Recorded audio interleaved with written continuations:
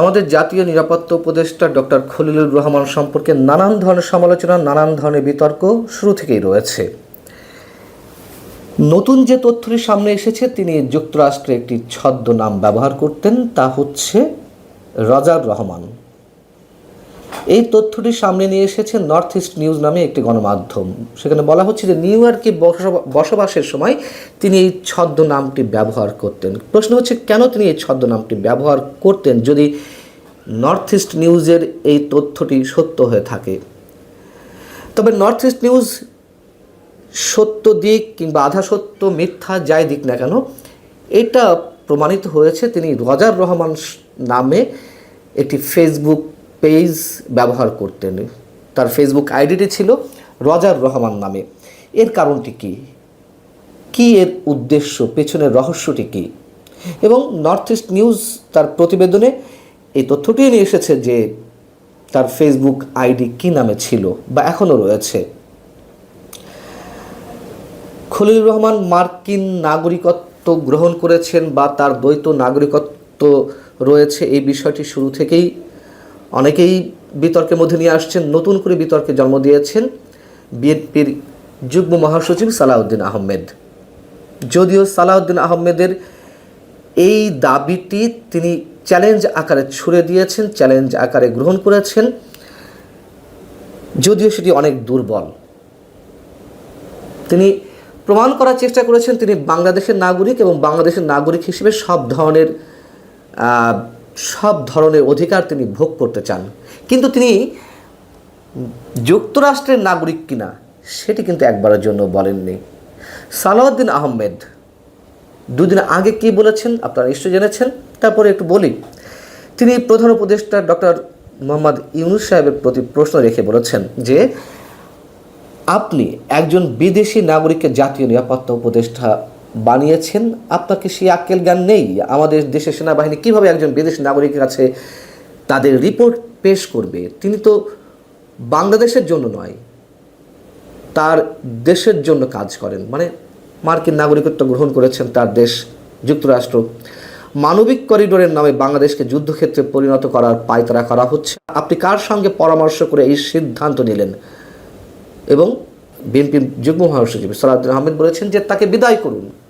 তিনি যে বাংলাদেশকে অস্থির করার পরিকল্পনা করছেন, শুধু সালাউদ্দিন আহমেদ নন, এরকম অসংখ্য মানুষ এই প্রশ্নটি তুলছেন। প্রতি উত্তরে ডক্টর খলিলুর রহমান ইউএনবিকে দেওয়া একটা সাক্ষাৎকারে কি বললেন? তিনি বললেন যে আমি একজন বাংলাদেশি নাগরিক হিসেবে আমার সাংবিধানিক অধিকার সর্বোচ্চ পর্যায়ে প্রয়োগের জন্য সম্পূর্ণ প্রস্তুত। বাহ, কি সুন্দর, চমৎকার কথা। তিনি একজন বাংলাদেশি নাগরিক হিসেবে সাংবিধানিক অধিকার সর্বোচ্চ পর্যায়ে প্রয়োগের জন্য প্রস্তুত। আপনি প্রস্তুত থাকুন, সমস্যা নেই, কিন্তু আপনাকে গ্রহণ করতে বাংলাদেশের নাগরিক প্রস্তুত কিনা সেটাই সবচেয়ে বড় বিষয়। সালাউদ্দিন আহমেদের মন্তব্য প্রসঙ্গে তিনি বলেছেন যে এ ধরনের অভিযোগ প্রমাণ করার দায়ভার অভিযোগকারীর উপর বর্তায়। প্রয়োজন হলে তা আদালতে প্রমাণ করতে হবে। কি প্রমাণ করতে হবে, কি প্রমাণ করতে হবে না, তিনি নিজেই তো স্পষ্ট করেননি। তিনি মার্কিন যুক্তরাষ্ট্রের নাগরিক কিনা সেই বিষয়ে নিজে কথা বলুন। যে বিষয়টি উত্থাপিত হয়েছে, তিনি বাংলাদেশের নাগরিক, এটি তো আমরা কেউ অস্বীকার করছি না, জন্মসূত্রে তিনি এদেশেরই নাগরিক।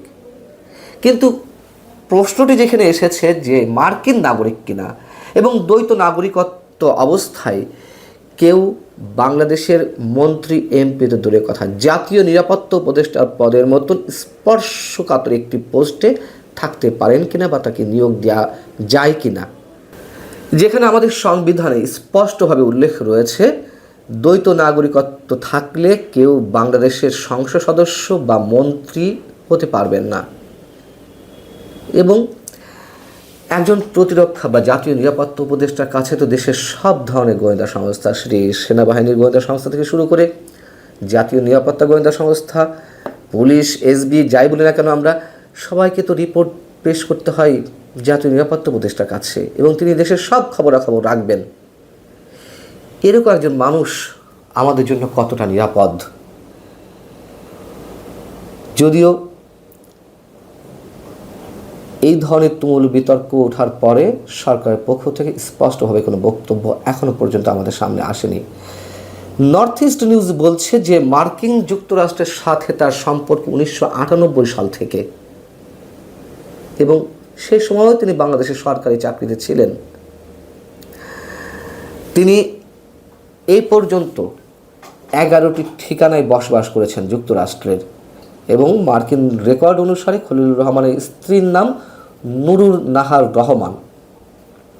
তার এক বোন সেলিন ডেমাটেও, মানে সেলিন রহমান সম্ভবত ছিল, তিনি একজন মার্কিন নাগরিককে বিয়ে করেছেন, সেই জায়গা থেকে তার নাম হয়েছে সেলিন ডিম্যাটেও, যিনি একজন স্নায়ুরোগ বিশেষজ্ঞ।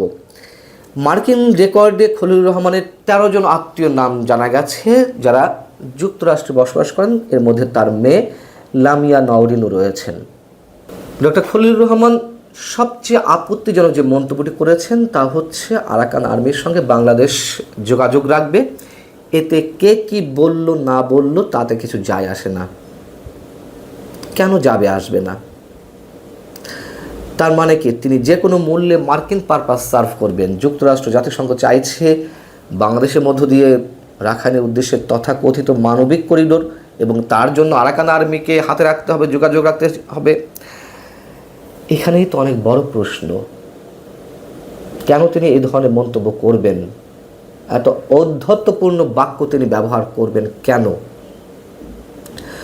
ডক্টর খলিলুর রহমান সম্পর্কে অনেকেই সরকারের বক্তব্য আশা করছে, কিন্তু আশা করলে কি হবে?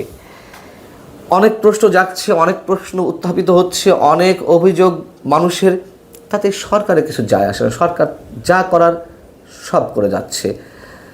প্রধান উপদেষ্টার প্রেস সচিব যেমন 2 দিন আগে মন্তব্য করলেন একটি টেলিভিশনে যে we got the mandate to do anything, যা ইচ্ছে তা করার বৈধতা বা ম্যান্ডেট এই সরকার পেয়েছে। কে দিয়েছে এই সরকারকে সেই ম্যান্ডেট? নিজেরা দাবি করলেই হয়ে গেল? শুধু ছাত্র জনতা, কথিত জনতা কারা? আমরাই তো সেই জনতার অংশ। আপনারা দাবি করবেন আপনার সব হয়ে যাবে। আমরা চাইব ডক্টর খলিলুর রহমান সম্পর্কে, বিশেষ করে ডক্টর খলিলুর রহমান সম্পর্কে বিস্তারিত সরকারের মধ্য থেকে যেন একটা ব্যাখ্যা আমাদের সামনে আসে। জোর করে সব কিছু করা যায় না।